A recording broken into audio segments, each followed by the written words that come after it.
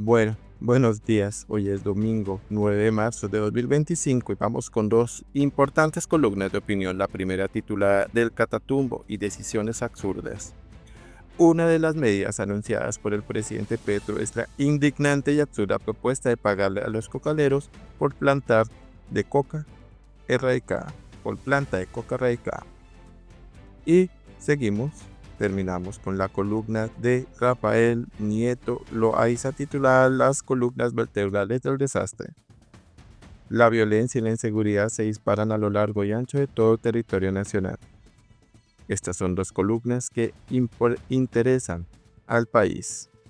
Hoy domingo 9 de marzo de 2025 y las vamos a leer a través de MG Noticias.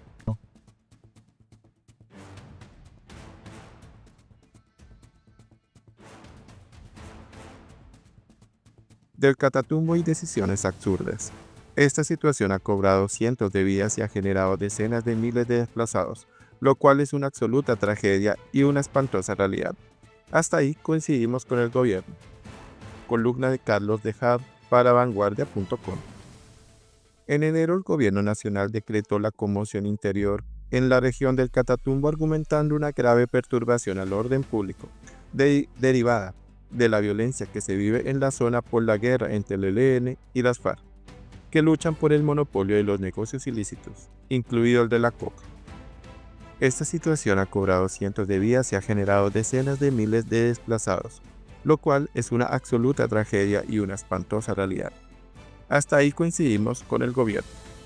Sin embargo, para poder declarar la conmoción interior no solo es necesario que se esté dando una grave perturbación al orden público, sino que esta debe ser anormal.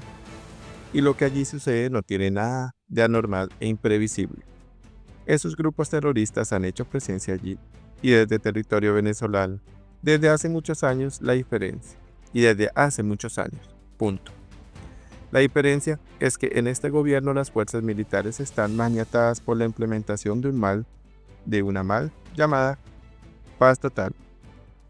Lo que está sucediendo era absolutamente previsible y se advirtió hasta el cansancio.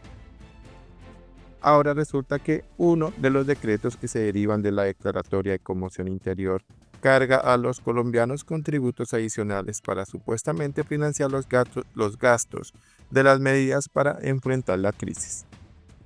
Y una de las medidas anunciadas por el presidente Petro es la indignante y absurda propuesta de pagarle a los cocaleros por planta de coca erradicada.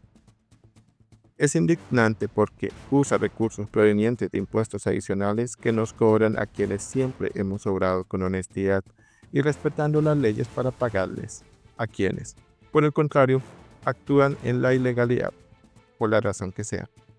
¿Qué mensaje envía esto a los bandidos y a los ciudadanos de bien? A los primeros que el crimen paga y a los segundos que no vale la pena ser un buen ciudadano. Y es absurda porque es obvio que no va a funcionar, contrario a lo que argumenta Petro. Eso no va a disminuir los cultivos de coca, sino los va a multiplicar. Es un incentivo perverso. La gente suele actuar según el incentivo que le pongan. Y si entregar plantas de coca implica un pago, pues cultivos de coca habrá. De hecho, por eso mismo existen hoy, porque hay un mercado lucrativo para ellos, así sea ilegal. Esto no solo es obvio, sino que además ha sido demostrado y comprobado por la historia una y otra vez. Si no me cree, averigua lo que fue el efecto cobra en la época del Imperio Británico en la India. O para no ir tan lejos en el tiempo y la distancia, chequee qué pasó cuando el gobierno de Santos se intentó hacer lo mismo.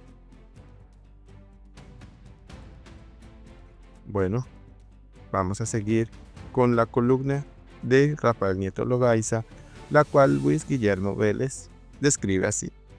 Impecable diagnóstico de la situación actual en esta columna del doctor Rafael Nieto Loaiza. Vamos a leerla. Las columnas vertebrales del desastre, por Rafael Nieto Loaiza, para el colombiano. La violencia y la inseguridad se disparan a lo largo y ancho de todo el territorio nacional. Mientras en el Ministerio de Defensa manipulan las cifras para favorecer al gobierno, la revisión de los indicadores de criminalidad de la Fiscalía y de Medicina Legal muestran la realidad del profundo deterioro.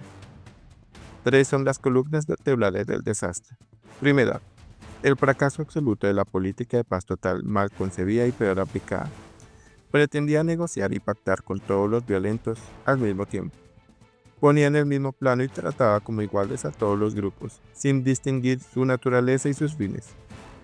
No contó con una hoja de ruta y escenarios alternativos en caso de fallar, como efectivamente ocurrió, ni con equipos gubernamentales de negociadores preparados. La improvisación fue la norma y poner a guerrilleros a encabezar las negociaciones levantó sospechas de simpatías y trato preferencial hacia los criminales.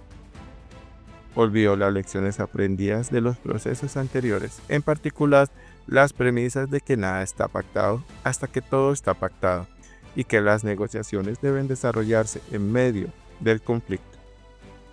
Los ceses del fuego paralizaron a militares y policías y liberaron a los violentos de los riesgos de las operaciones de los uniformados, mientras que esas bandas siguieron con sus actividades criminales.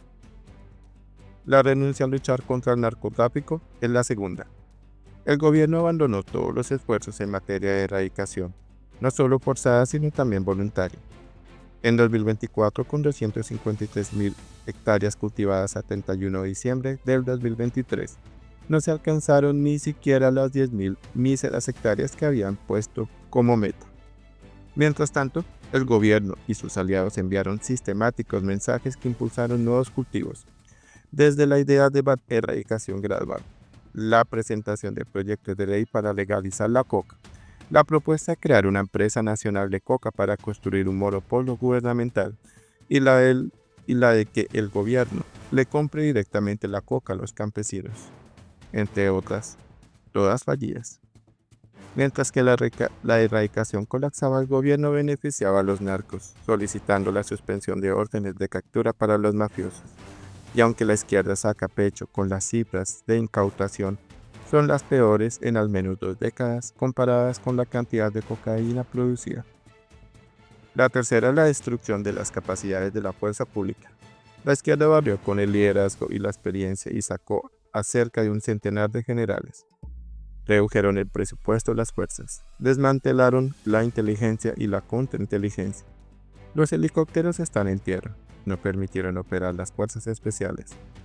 Para rematar con los ceses del fuego, maniataron a militares y policías y los obligaron a replegarse en los cuarteles.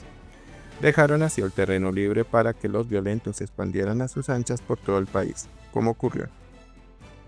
El próximo gobierno, el de la reconstrucción, debe empezar por poner fin a las negociaciones con los violentos que, está demostrado, no frenan la violencia y solo reciclan los liderazgos criminales.